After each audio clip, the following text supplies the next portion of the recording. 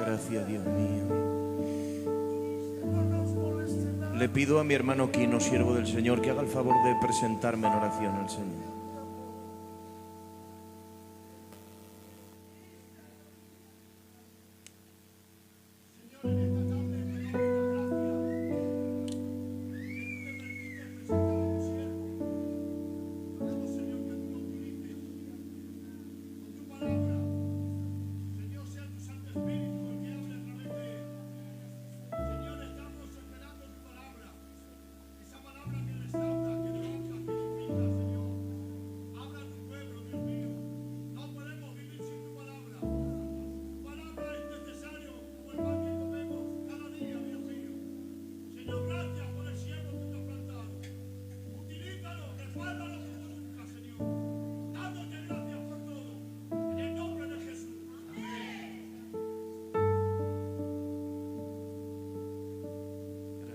¿Cuántos confirman esta oración diciendo amén? Vamos a la palabra del Señor. Apocalipsis capítulo 3, verso 14.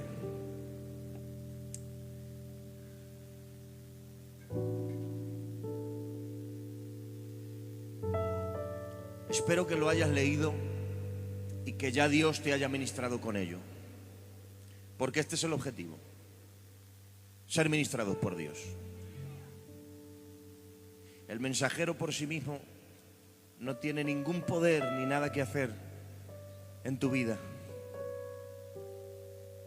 Pero si es Dios el que dinamiza su palabra en este lugar, en nuestros corazones, algo puede pasar en nuestra vida.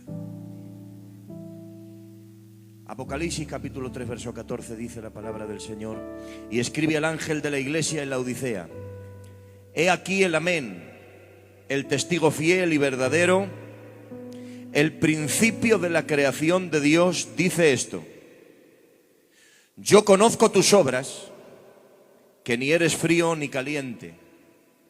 Ojalá fueses frío o caliente, pero por cuanto eres tibio y no frío ni caliente, te vomitaré de mi boca. Porque tú dices: yo soy rico y me he enriquecido, y de ninguna cosa tengo necesidad. Y no sabes que tú eres un desventurado, miserable, pobre, ciego y desnudo.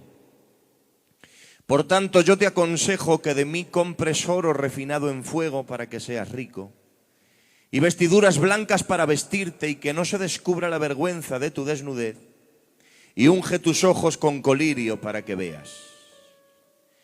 Yo reprendo y castigo a todos los que amo. Sé pues celoso y arrepiéntete. Vamos a dejar el verso 20 para el final, como un regalo envuelto para el final dentro de unos minutos. Vamos a dejar descansar al Aarón también este rato. Y no, si puede ser sin fondo, Juan, hasta cuando estemos acabando, ¿vale? Gracias, compañero. Último mensaje a la última iglesia. El más contundente de todos. El más cortante de todos. ¿Por qué dice el Señor: eres tibio? Comparando la vida espiritual con temperaturas. Hablando de frío, hablando de caliente y hablando de tibio. Es la primera vez que se menciona esta palabra en la Biblia. Y es la primera vez que se le da nombre a un tipo de personas que siempre estuvieron ahí, pero que no se les había dado mención en la Biblia. El Señor desde el principio tuvo seguidores fieles, discípulos que le amaban y que vivían por Él. Tuvo enemigos que le odiaban y que querían perseguirle a Él y a su iglesia. Defensores del Evangelio, enemigos del Evangelio. Pero en medio de esos dos, de los amigos y los enemigos, de los defensores y de los detractores, estaba esta especie, a la que no se le puso nombre, una especie extraña, que por momentos se podía identificar casi por cualquiera de los dos grupos. Y aquí en Apocalipsis el Señor le da nombre y dice: conozco tus obras, eres tibio. ¿Por qué pone esa comparación? Hablando de frío, hablando de calor y hablando de tibieza. Dicen los que saben que en la ciudad de Laodicea, una de las cosas que no tenía era manantial de agua propio. De modo que Laodicea, para tener agua, tenía que abastecerse de las ciudades de alrededor. Y tenía un acueducto que venía de la ciudad de Hierápolis y otro acueducto que venía de la ciudad de Colosas. Por un acueducto venía agua caliente, por otro acueducto venía agua fría. En verano, cuando había que refrescarse y beber, de uno de los acueductos, agua fría. En invierno había que bañar a los niños, preparar comida, agua caliente del otro acueducto. Pero había un problema, que se dice que por una mala edificación, por algún accidente de infraestructura, había un punto donde las aguas de los dos acueductos se mezclaban al llegar a la ciudad. Al mezclarse la caliente con la fría, se quedaba en una mitad de temperatura donde en verano no servía para beber y refrescarse, en invierno no servía para bañar a los niños ni para hacer comida, de modo que quedaba en un estado inútil por no definir su temperatura y no se podía hacer nada con ella. Y entonces el Señor le habla de tibieza a los de Laodicea porque conocen lo que pasa con la tibieza, con ese agua. Y le está diciendo: ¿has visto cuando el agua queda tibia, que por no estar en ninguna de las dos temperaturas no te sirve en verano, no te sirve en invierno? Pues me pasa así contigo, Laodicea. Es que por tu tibieza no encuentro utilidad en ti, porque no te defines en qué bando quieres estar, qué tipo de vida quieres vivir y cómo quieres ser. Y dice el Señor: por cuanto eres tibio, vamos a preguntarle a la Biblia qué dice sobre el lenguaje del tibio, el lema del tibio y el destino del tibio. El lenguaje del tibio, el lema del tibio y el destino del tibio. El lenguaje del tibio, ¿qué dice el Señor? Porque tú dices, y aquí es donde le diagnostica el Señor la tibieza, en sus propias palabras. ¿Se han dado cuenta? El Señor basa su denuncia en una palabra que Él mismo ha dicho, que el propio Laodicea dice. Porque tú dices, es decir, y de ahí se diagnostica tu tibieza, lo siguiente: soy rico, me he enriquecido y de ninguna cosa tengo necesidad. Y hermanos, sinceramente, con lo que yo pensaba que era un tibio, esta definición me confrontó totalmente a lo que yo pensaba que era un tibio, hasta que le pregunté a la Biblia qué es lo que es un tibio. Cuando el Señor va a dar el diagnóstico del tibio y dice: porque tú dices, digo, ahora va a decir que el tibio dice: voy al culto, pero luego me voy de juerga. Digo, si va a definir a un tibio, le va a decir: eres un tibio porque vienes al culto, echas a la ofrenda, pero luego tienes negocios ilícitos.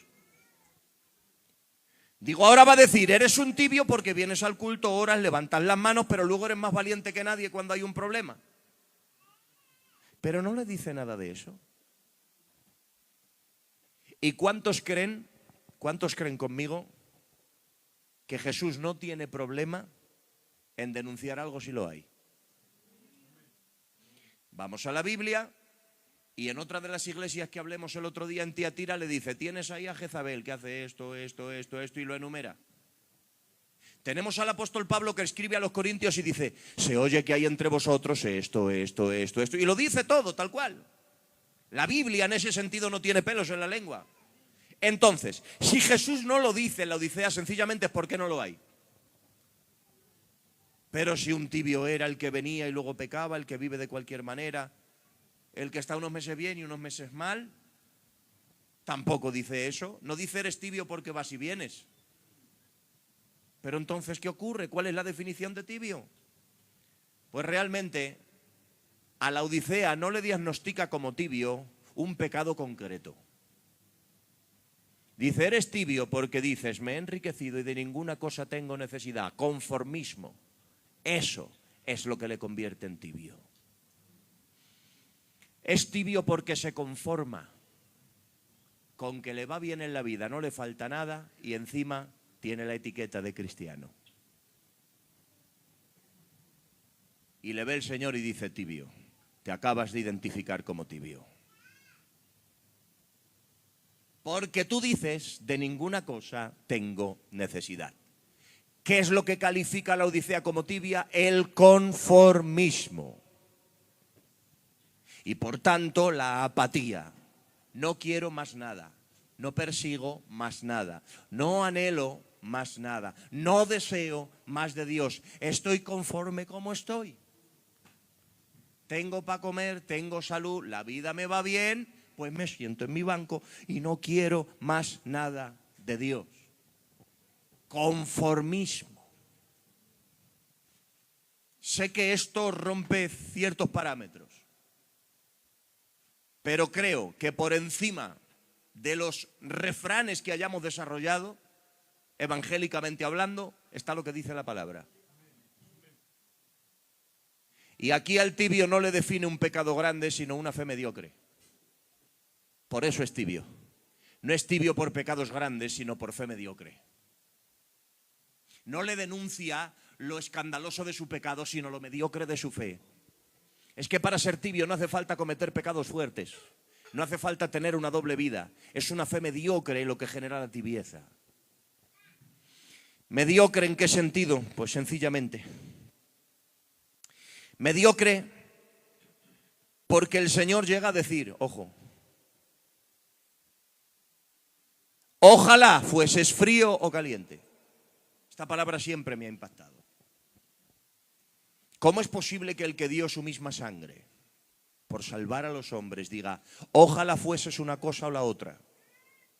¿Por qué? Porque el tibio, el frío, es frío porque nunca tuvo contacto con el fuego. Por eso es frío, porque vive en el frío del mundo, en el frío del pecado, en el frío del gobierno del enemigo. No ha tenido contacto con el fuego del evangelio, por tanto es frío. El que arde en Dios ha sido tocado por el fuego del Espíritu Santo y arde en él. Pero ¿qué pasa con el tibio? ¿Cuál es su diferencia con el frío? Es que el tibio sí tuvo contacto con el fuego. Es que hubo un día donde el tibio fue tocado por Dios. Por eso no es frío. Por eso le dice, no eres frío ni caliente. Si nunca hubiera tenido un toque de Dios, sería frío, no tibio. Pero es que un día tuvo un toque de Dios. Un día tuvo un contacto con el evangelio. Y no llega a ser frío del todo porque se dio cuenta que el mal del pecado y del mundo no era para él. Y dio un paso de separación. Pero un paso más corto del que debería dar. Es decir, el calor con Cristo está aquí. El frío con el mundo está aquí. Dio un salto de aquí, pero en vez de darlo completo para irse con Cristo, se quedó aquí. En tierra de nadie. Por eso no es frío ni caliente, porque no vive lleno del fuego, pero tampoco vive por completo en el mundo. Tuvo contacto con el fuego. Empezó bien. Vamos a la Biblia. La Odisea empezó bien. ¿Por qué? Fundamento bíblico. Juan les habla y les da salutación de hermano. Dice, yo Juan, vuestro hermano. ¿A quién? A las 7 iglesias que están en Asia. Y les dice, yo Juan, vuestro hermano. Es decir, no son una iglesia no son de una religión extraña de por ahí. ¿Entienden? No es una religión, no son testigos de Jehová, no son budistas, no son Hare Krishna, no son Nueva Era, no son nada de eso. Empezaron en la fe, empezaron en el cristianismo, empezaron en el camino y empezaron bien. Juan dice, yo Juan, vuestro hermano. Además de que les dice, yo Juan, vuestro hermano, les da salutación de hermano. Si Juan les llama hermanos, muy lejos del camino no estaban. Además de eso, Juan ve una visión y ve 7 candeleros y 7 estrellas. La estrella que está en la diestra del Señor es el pastor de la Odisea. Y el candelero que hay a su alrededor es la iglesia de la Odisea. De modo que en un comienzo empezó bien y tenía una identidad. Se alejó del frío del pecado porque tuvo un contacto con el fuego y dio un paso y se quedó ahí. Pero ¿cuál es el problema? Que hubo un punto donde se conformó. Y aquí entramos en el lema del tibio. ¿Me dejas que te lo comparta? ¿Cuál es el lema del tibio? El problema del tibio es que no es amigo íntimo ni es enemigo declarado. El tibio no ataca el evangelio, pero tampoco lo promueve. ¿Y eso qué hace? Que el Señor diga, ojalá fueses una cosa o la otra. Porque en pocas palabras, hay más esperanza para un inconverso sincero que para un tibio. Hay más esperanza. Porque un inconverso sincero, igual que es sincero para ser inconverso, y que no aparenta ser cristiano, no aparenta creer si no cree, no aparenta fe si no la tiene, un inconverso sincero, si Dios le toca el corazón y hay un cambio, si fue sincero para ser inconverso, lo será más para ser cristiano. Porque no hay cuento en su boca, en su corazón, en su forma de vida.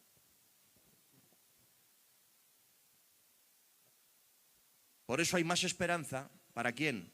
Para un Saulo que respira amenazas, que persigue cristianos. ¿Por qué? Sencillamente porque estaba cegado. Y dice Pablo, pero fui recibido a misericordia porque lo hice por ignorancia en incredulidad. Hay más esperanza para un Saulo que para un Simón el Mago que está ahí, que se bautiza, que está con ellos, pero realmente no sabes qué quiere ni cuándo lo quiere. ¿Por qué? Porque al Pablo enemigo, al Saulo lo toma Dios, lo derriba, se cae siendo un fariseo y se levanta siendo un apóstol.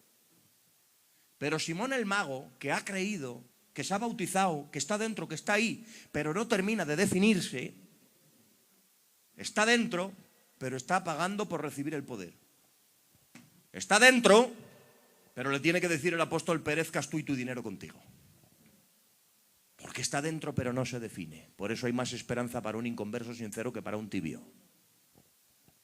¿Cuál es el lema del tibio? El lema del tibio es el siguiente: ni destruido por el mundo, ni transformado por Dios.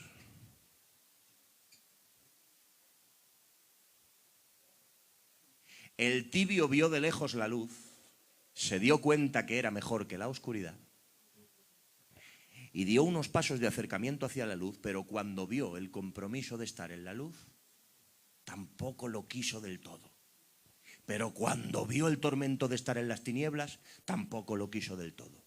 Pero vio el compromiso de estar en la luz y tampoco lo quiso del todo. Y dijo, me quedo en medio. Ni destruido por el mundo, ni transformado por Dios. Ni atormentado por Satanás, ni tratado por Dios. Ni el yugo del pecado para condenación, ni el yugo de la obediencia y el servicio a Dios. Aquí me quedo en el medio. Ese es el lema del tibio. El tibio está viviendo lo que un escritor llamó un evangelio de $3. Y vamos a llamarlo 3 euros. Un evangelio de 3 euros. ¿Qué decía este hombre? Lo definía de la siguiente manera: la fe mediocre, la fe sin compromiso.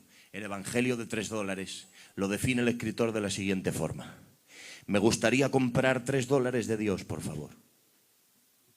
No quiero tanto de Él que me haga amar a mis enemigos, ni perdonar a mis ofensores, ni salir de mi comodidad. Quiero lo justo para sentir la paz que necesito sentir. Quiero que sea el equivalente a un café caliente o a una siesta bajo el sol. Quiero éxtasis, pero no transformación. Quiero el movimiento en el vientre, pero no el nuevo nacimiento. Quiero medio kilo de lo eterno en una bolsa de papel. Quiero lo suficiente para perder el miedo al infierno. Quiero $3 de Dios, por favor. Es lamentable, pero tenemos que admitirlo. Hay gente viviendo un evangelio de $3. Lo suficiente para perder el miedo a la condenación. Lo suficiente para perder el miedo a la ruina. Lo suficiente para perder el miedo a la mano destructora de Satanás. Lo suficiente para que las tinieblas no acaben conmigo y con mi casa. Voy para acá, pero luego ahí está la cruz. No, tampoco, eso es demasiado. Ahí está el yugo del que dijo: aprended de mí que soy manso y humilde de corazón. No, eso tampoco. Ahí está el servicio a Dios, el entregarle tu vida. Ahí está tu casa. Ahí está entregarle tus medios, entregarle tu fuerza, tu familia. Bueno, no, eso tampoco. Ahí está el tomar decisiones siempre con Dios por delante. No, eso tampoco. Quiero quedarme en medio. Quiero la paz de esta casa, pero no sus normas ni sus principios. Quiero las promesas de la Biblia, pero no sus exigencias ni sus demandas. Quiero los beneficios, pero no los compromisos. Quiero 3 euros de Dios. Quiero quedarme aquí en el medio. Pero tengo una noticia: no existe término medio. O la luz o las tinieblas. O la luz o las tinieblas. O camino de muerte o camino de vida. Dice la palabra de nuestro Dios, que nos ha sacado del reino de las tinieblas y nos ha trasladado al reino de su amado Hijo. El tibio quiere crear una isla particular donde quedarse en un lugar donde no llega a perjudicarse de los males del mundo y del pecado, pero tampoco de los sacrificios de la vida cristiana. El problema es que eso es una ilusión, es una falacia. Esa isla no existe. Quien se queda a vivir ahí, Satanás lo está engañando. ¿Por qué? Porque dice el Señor: eres tibio. ¿Cómo trato contigo? ¿Trato contigo como inconverso? ¿Te trato como hijo? ¿Te trato como cristiano? ¿Qué hago contigo? ¿Te llamo a mi servicio? ¿Te llamo al arrepentimiento? ¿Qué hago contigo? Si no decides el camino donde quieres estar, hasta el punto que dice el Señor: ojalá fueses una cosa o la otra. ¿Por qué? Porque aquí viene el destino del tibio. El destino es el siguiente, dice: por cuanto no eres frío ni caliente, te vomitaré de mi boca.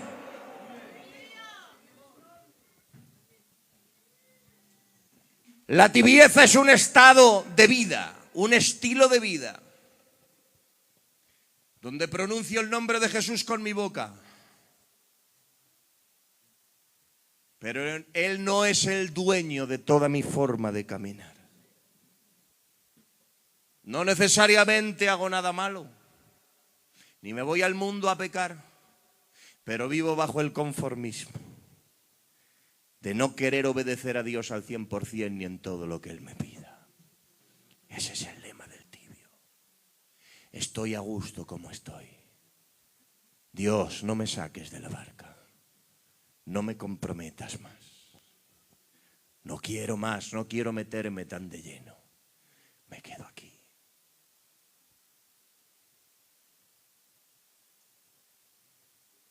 Un evangelio que solo sirve para sentirme bien.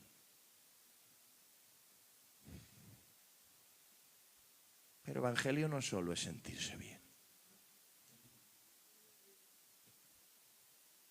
Es ser moldeado y triturado en la cruz hasta parecerse a Jesús. Ese es el evangelio. Pero el tibio quiere una versión más llevadera. La tibieza consiste en: no me voy al mundo, Señor, pero tampoco me pidas que viva de lleno para ti. Y dice el Señor: eso tiene un fin penoso.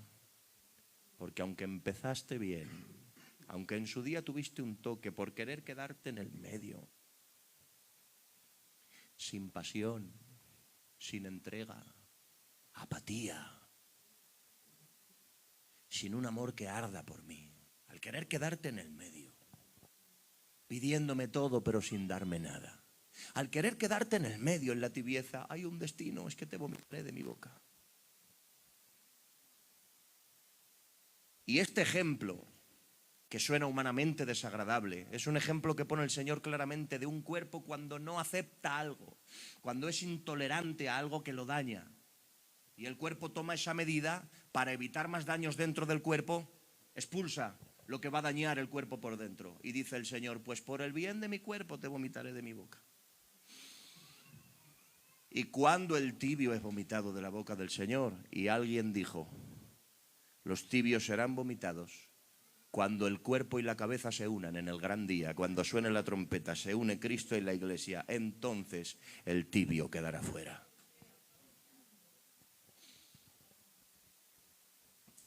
El destino del tibio es el más triste que hay. Haber conocido la verdad y acabar en un destino con aquellos que eligieron la mentira. Porque no tiene otra palabra. Cuando el Señor dice que hará eso, no está hablando de una disciplina. Está hablando de un juicio definitivo, expulsión del cuerpo. Está diciendo, fuera de mí.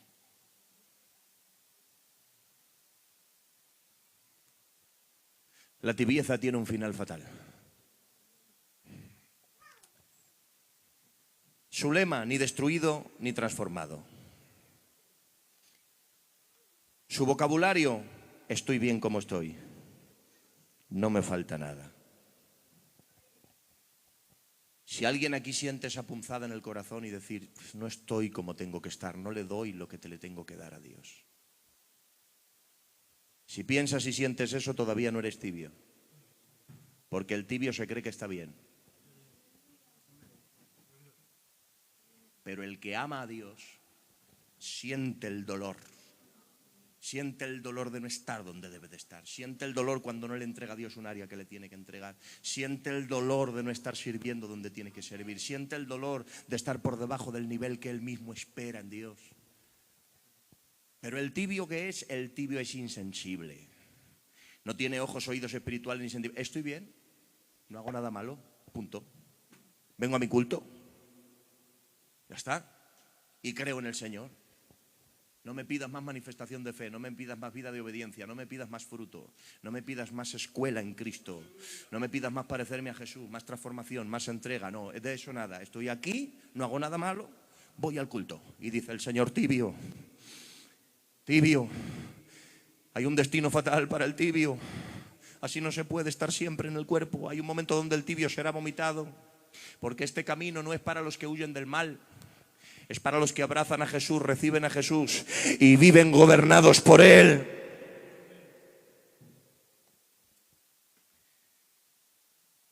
Y ahora habla el Señor y le dice, ¿y no sabes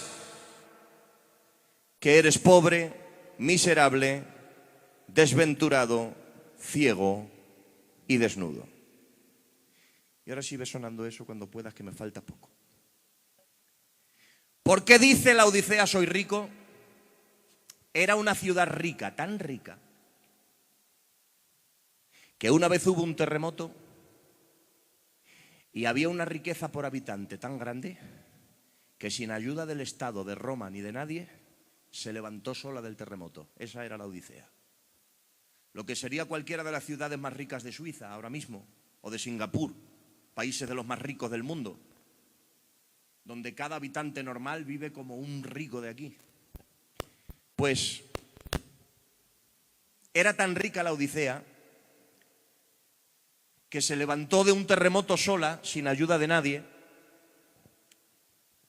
y se sintió autosuficiente. No necesito ayuda de nadie, yo puedo. Escucha, y eso es otro síntoma del tibio. El tibio se siente autosuficiente. Yo puedo, yo hago, yo consigo. Y le habla el Señor y dice, que sí que eres rico. Bien. Otra cualidad que tenía la Odisea es que había una raza de ovejas allí diferente a las demás, que daban un tipo de lana, a la que llamaban lana negra, que como solo salía de allí, se hacían ricos exportando la lana. De modo que el que quería esa lana solo se la podía comprar a la Odisea. Y la Odisea se enriquecía, ¿cómo? Vistiendo a los demás. Pero es que además, en los minerales que había por la Odisea, se producía un colirio. Y estaban los mejores oftalmólogos de aquel tiempo. Y cuando alguien necesitaba algo para los ojos, se le decía, vete a por colirio de la Odisea. Daros cuenta. Millonarios que se levantaban de un terremoto solos. Exportadores de ropa que vestían a las demás ciudades y exportadores de colirio que ayudaban a los que tenían problemas de vista. Y le dice el Señor, primero, eres pobre, desventurado, ciego y desnudo. Compra de mí vestiduras blancas para vestirte y que no se descubra la vergüenza de tu desnudez. Oro refinado en fuego para que seas rico y colirio para que veas. Resulta que al final Jesús les hace ver que donde más autosuficientes se ven es donde menos tienen, es donde menos pueden, es donde menos alcanzan. Y es que cuando Dios me confronta, cuando Dios nos confronta, precisamente un encuentro con Dios produce eso, que en las áreas donde más capaz te sientes, no sé cómo lo hace Dios, pero al final lo consigue. Te hace ver que ni puedes, que ni tienes, que ni llegas, que ni alcanzas, ni consigues. Dice Dios, sí, eres exportador de ropa, pues yo te digo que estás desnudo, compra de mí vestiduras blancas. Eres rico, pues yo te digo que compres oro refinado en fuego. Eres exportador de colirio, pues yo te digo que unjas tus ojos con mi colirio para que veas. Es decir, hasta que yo no te vista, estás en vergüenza. Hasta que yo no te enriquezca, estás pobre. Hasta que yo no te lave los ojos, estás ciego y no puedes ver la realidad. Porque el tibio vive engañado. Vive en un mundo virtual, donde se ha hecho un Dios a su manera. Un Dios a su manera, que no es otra cosa que un ídolo. Un ídolo es lo que el hombre reproduce llamándole Dios. Se ha hecho un Dios a su manera, un evangelio a su manera, una Biblia a su manera. Y dice Dios, estás engañado. Te espera lo peor. Por eso le dice, yo reprendo y castigo a todos los que amo. Les ama. Por tanto, sé celoso y arrepiéntete. Pero voy a acabar. Habíamos dejado envuelto el verso 20. Después del mensaje más contundente de Jesús. Después del mensaje más cortante. El que no reprende a la mujer adúltera. Le dicen, ni yo te condeno, vete y no peques más. El que no pone verde a la samaritana y le dice, si conocieras el don de Dios y quién es el que te pide dame de beber, le pedirías tú a él y te daría agua de vida. El que no echa la bronca al ladrón que se arrepiente en el último momento y le dice, hazme un juego contigo en el paraíso, por favor, en tu reino cuando vengas. Dice, tranquilo, hoy estarás conmigo en el paraíso. Ay, a la mujer de mal vivir, a la otra de peor vivir todavía, y al ladrón en la cruz no tiene una reprensión para ellos. Ve su corazón y les dice, adelante, te amo, te restauro, te perdono. Ese mismo que les habla a ellos de esa manera, se vuelve contra el tibio y le dice, eres pobre, desventurado, ciego y desnudo, estás en la ruina, te voy a vomitar de mi boca, te tengo que vestir, te tengo que hacer rico, te tengo que lavar los ojos porque así no puedes seguir. Ese es nuestro Dios, el que era más comprensivo que ninguno con pecadores, con publicanos, con los que nadie quería acercarse, pero luego se volvía contra los fariseos y le decía, ay de vosotros, escribas y fariseos, ay de vosotros, escribas de la ley, habéis quitado la llave de la ciencia, os quedáis en medio, no entráis ni dejáis entrar. ¿Te das cuenta? A los que nosotros tiraríamos del terreno y no querríamos ver, él se hacía su compañía, y si estaban arrepentidos los convertía en su compañía y en su círculo de amigos. Y al que aparentaba ser y no era, al que tenía posición y no era, al que vivía de cualquier manera por dentro pero con etiqueta por fuera, le decía, tú no puedes seguir así, no te voy a bailar el agua, no te voy a decir que está bien cuando no lo estás, no te voy a decir que estás en mi presencia cuando no lo estás, no te voy a decir que te voy a bendecir cuando no lo voy a hacer. O cambias o te vomito de mi boca, o cambias o esto así no puede seguir. El mensaje más cortante de Jesús para el tibio acaba diciendo, cuando el tibio está contra un rincón tiritando, diciendo, pero ¿hay remedio o no? Porque este es el final sorpresa. El remedio del tibio. Porque si hablamos de problemas hay que hablar de remedios. Cuando parece que resulta que no tiene remedio el tibio, y yo ya estoy diciéndole al tibio, no tienes remedio porque eres tibio, me dice el Señor, Emilio, calla un momento, dime. Que no he terminado el mensaje. Vale. Usted dirá, me queda una cosa por decir. ¿Cuál, Señor? Que yo estoy a la puerta y llamo. Y que si alguno oye mi voz y abre la puerta, entraré, cenaré con él y él cenará conmigo. Porque los hombres confrontamos para avergonzar, para destruir, para hacer sentir mal, para humillar. Pero Él confronta, Él golpea con su martillo, con su espada, para al final acabar diciéndole al tibio, pero escucha, que si quieres te invito a cenar esta noche y las cosas pueden cambiar si te arrepientes. Este es el amor de nuestro Dios. Después de abrirle los ojos, hacerle ver su realidad y decirle: te vomito de mi boca, te espera el infierno. Cuando el otro dice: pero no tengo solución, le enseña la mano traspasada y le dice: claro que tiene solución. Hay solución con una cosa. ¿Cuál? Pues solo hay una cosa que cambia el tibio. Un mensaje no cambia el tibio, un culto no cambia el tibio, un pastor no cambia un tibio, pero una cena con Jesús.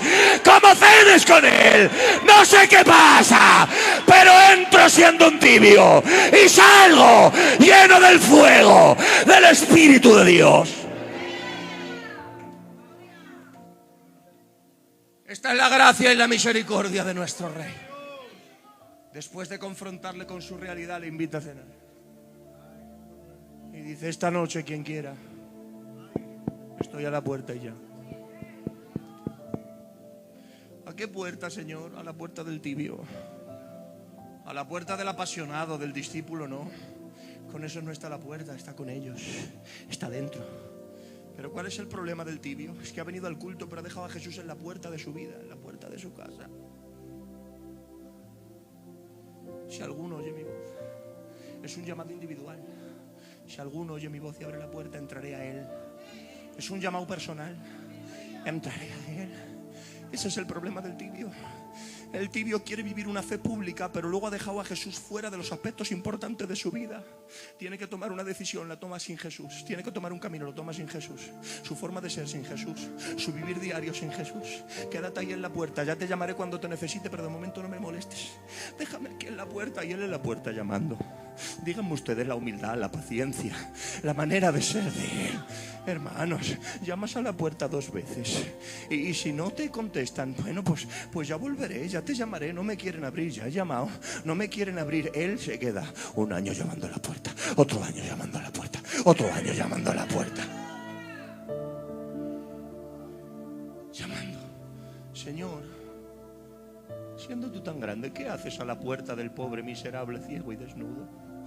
Y te puede decir: es que es el que más lo necesita, porque no sabe la ruina que tiene encima. Él está diciendo que no me pasa nada, que estoy bien, que no me falta nada. Y yo diciéndole: ábreme ya, que el tiempo se acaba. Ábreme ya, que quiero cambiar tu vida. Ábreme ya, que te espera la ruina. Y el otro: que no, que estoy bien. Y él: ábreme la puerta. El amado de Cantares llamó y dijo: ábreme, amiga mía, paloma mía, perfecta mía. Ábreme, que el rocío cae sobre mi cabeza. Y dijo la tsunamita: no te abro. Dice: pero cuando vi su mano entrar por el cerrojo, intentar abrir, me levanté, intenté abrirle. Dice: pero mi amado ya se había ido. El amado de Cantares, sin ser ni la millonésima parte de lo que es Él, llamó unas cuantas veces y como no la abrió, se fue. Aquí tenemos a uno más grande que el amado de Cantares, que sigue llamando. Le siguen diciendo que no y sigue llamando a la puerta del corazón diciendo: ábreme, ábreme, cena conmigo, que una cena conmigo te puede cambiar, una cena conmigo te puede transformar. Lo normal es que el mendigo sueñe cenar con el rey. Lo normal es que un mendigo llame a la puerta de un palacio y le echen y le digan: mendigo, sal de aquí. Pero ¿de cuándo un rey llamando a la puerta de un mendigo? Aquí es el rey el que sale del palacio y se queda a llamar a la puerta del mendigo: ábreme, ábreme, ábreme, ábreme. Y el otro no le abre, pero él está llamando, llamando, llamando. Hoy vengo a decir: ojalá nadie necesite este mensaje, pero si alguien ha oído palpitar la voz de Dios en su corazón, te vengo a decir: Jesús todavía está llamando y todavía estás a tiempo. Si quieres abrirle la puerta, todavía hay asiento libre para cenar con el Rey de Gloria.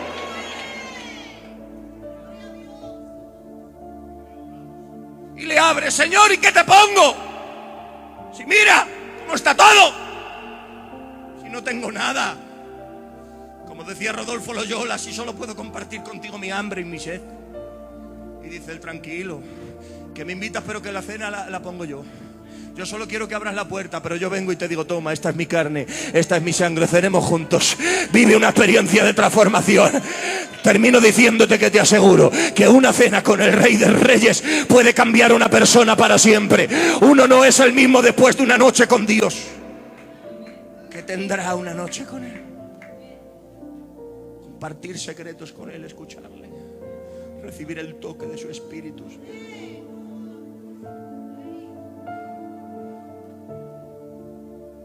Si alguno me abre, entraré y cenaré con Él y Él conmigo. Te hago un llamado, y no a venir aquí al frente a orar por ti. Tienes una cita esta noche en tu cuarto con Dios, para encerrarte y cenar con Él y decirle: Señor, vamos a cenar juntos. Transforma mi vida, porque no quiero ser tibio, quiero ser un apasionado. Quiero amarte por encima de todas las cosas. Y acaba diciendo: y el que venciere, le daré que se siente conmigo en mi trono, como yo he vencido y me he sentado con mi Padre en su trono. Dos destinos posibles: ser vomitado de su boca o sentarte con Él en su trono. Todo depende de la decisión que tomemos hoy. Y el que tenga oído, oiga lo que el Espíritu dice a las iglesias. ¿Puedes ponerte en pie un instante? Gracias, Señor. Gracias. Emilio, dinos cuánto ha salido de la ofrenda y adoramos al Señor. 92 euros, gracias por ello. Sensación mía, hermanos, oh Dios está aquí. Puedes cerrar tus ojos un instante y ahora abrir tu corazón. Si quieres cenar con Él, una cena de transformación, una experiencia íntima de comunión con Él, donde nuestro corazón sea transformado.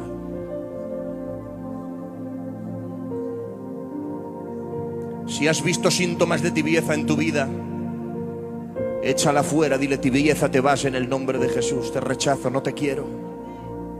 Quiero el fuego del Espíritu de Dios. Quiero ser lleno de su amor y de su presencia. Gracias. Padre, bendice a tu pueblo. Ministralo como solo tú lo sabes hacer, Señor. Nosotros solo podemos hablar, pero te ruego que seas tú quien toque el corazón y quien transforme la vida. Espíritu Santo, haz tu obra, Señor. Que desde esta noche haya un comienzo de cambio en personas que están hoy en este lugar. Que tu propósito se cumpla en nosotros. Gracias. Aarón, da gracias al Señor.